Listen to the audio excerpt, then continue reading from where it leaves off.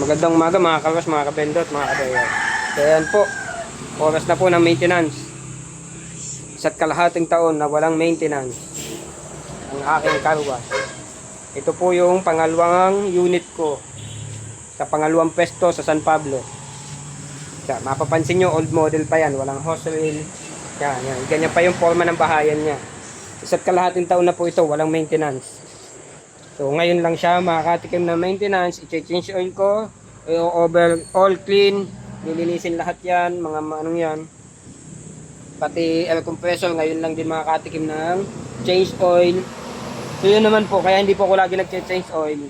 May ginagamit po ako dyang magandang klaseng langis, hindi po yung mumurahin langis. So yun lang po ang sekreto doon. Para matagal kayo mag-change oil, hindi agad masirain yung motor kahit di nyo change oil. Ang sikreto lang po ay huwag kayo magtipid sa langis. Makakabili kayong mamahaling langis, mas maganda. Tapos plus lubricant po, may lubricant po yan. So sa tansya ko po dito ay matatagalan ako ng maintenance. Kasi syempre po overall clean. Tapos wala din namang hose dito. So ang ginawa ko na lang po, ang pumasok sa isip ko, palitan ko na siya ng panibagong unit. Yung ipinesto ko po doon sa akin na pangatlong unit sa akin pwesto, yung main ko, kinuha ko agad kanina maga, kinalas ko, ayun po, yan, kinalas ko agad-agad. Kasi naisip ko, palitan na lang. Kasi wala din namang hose dito, pakalat-kalat ang hose. So ipapalit ko na lang yon. Tapos ang gagawin ko dito, i-remodel ko na same model nito. Yun po mayayari. Kasi kung maintenance mong gagawin ko, matatagalan ito, baka 2 araw, sayang naman, nalip na kumikita. Samantalang kung papalitan ko ng unit, ilang oras lang, mamaya magagamit na agad. Ganun po. So mangyayari, baklasin ko na lang ito, palit ko na yung So ipagpapatuloy ko po mamaya ang video. So ayan po, nakalas ko na. Grabe dumi. Sinama na. Hindi na makita. Sa biglang dumi. So, isa't kalahating taon po yan. From November 2022. Ngayon lang, maintenance. So, talagang kainaman dumi. So, yan po. Yan po ang pinaka-perahan niyan. Kaya talaga pong napakalaki ng may lalaman niyan. Kaya hindi ko po problema kung matagal bago kuhanin. So 5 buwan po yan na hindi kinuha. Pasensya na po, hindi lang pwede ipakita kasi baka mamaya may BIR na darating sa atin dyan. So iniwasan po natin tayo may pakuha pa ng permit.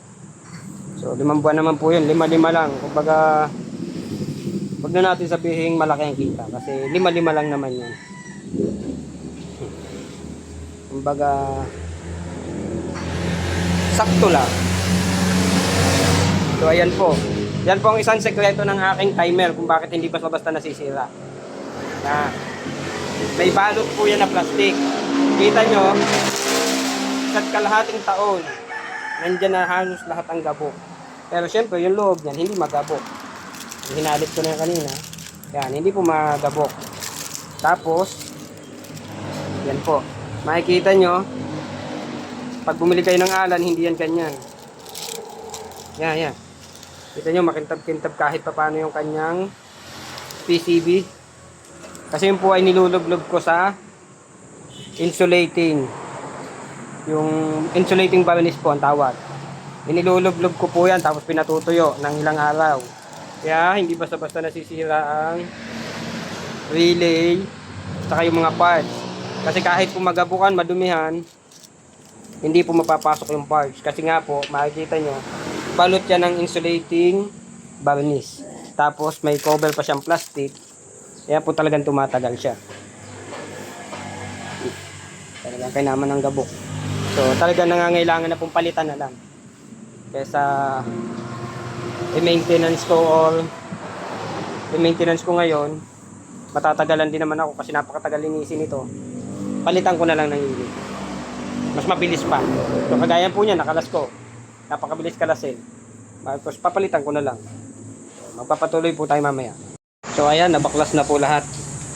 So nilinis ko lang ng kaunti itong paglalagyan.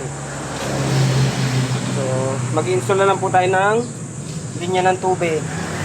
Tapos may pwesto ko na yung machine. Yun lang na lang po. Medyo mabilis-bilis na yan. Okay. So wala lang po tayong taga-video kaya putol-putol po ang aking video.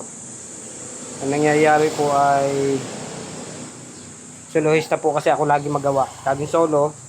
Kaya ayan, wala tayong taga-video, gawa, video. Yan po. Mamaya tayo magpatuloy.